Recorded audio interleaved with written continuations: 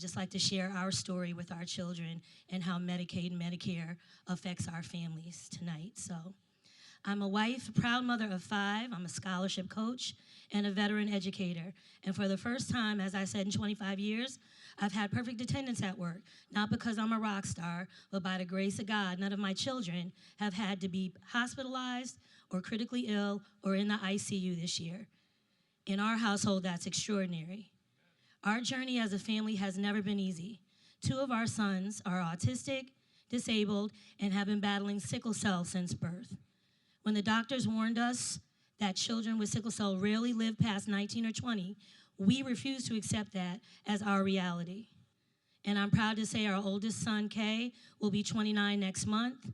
And our youngest son, yes, praise God. And our youngest son, Joe, Chef Joe, who just texted me for some cash out for Uber, who's at work right now. Joe will be 23 in August. So they're both healthy and strong, and God is amazing. For nearly 3 decades, we have lived inside hospital rooms, in and out of the ICU, with hematologists. We're from the Commonwealth of Massachusetts, so we've gone back and forth to Boston Children's Hospital, Bay State Medical Center. Sometimes home, away from home, was that hospital room.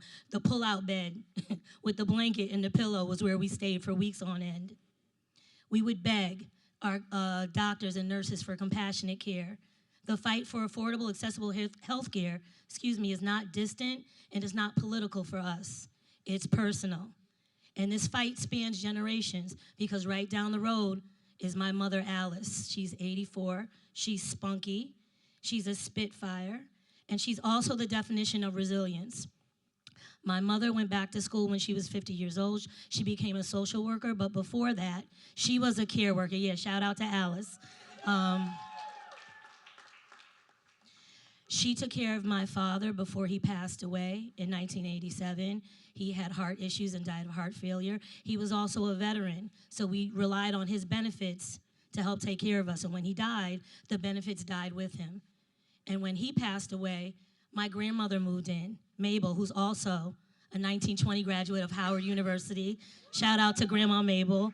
She had Alzheimer's, and we had to move her from Jamaica, Queens, New York, to Massachusetts to take care of her. My mother's been a caregiver her whole life, and now we're taking care of her, and we help that help with Medicaid and Medicare. She was a widow. She was a single mother. I have an older brother who lives down the road in Baltimore. You know, she was a secretary. She had a modest income, and she had 2 kids on their way to college. So what do? If they were to cut Medicare or cut my father's veterans benefits, you know, we were middle class. We thought we were rich, but my mother was struggling because she didn't let it be known, you know, what dire straits we were in. My uncle also had dementia. We had to take care of him. He lived down the road in Annapolis, and he died shortly before COVID. So Corey and I have spent sleepless nights in and out of the hospital, the ICU, and I know families right here in this room depend on Medicaid. You depend on Medicare. It can't be cut. And we're going to fight so that it won't be cut. We're going to fight so that it won't be cut, right?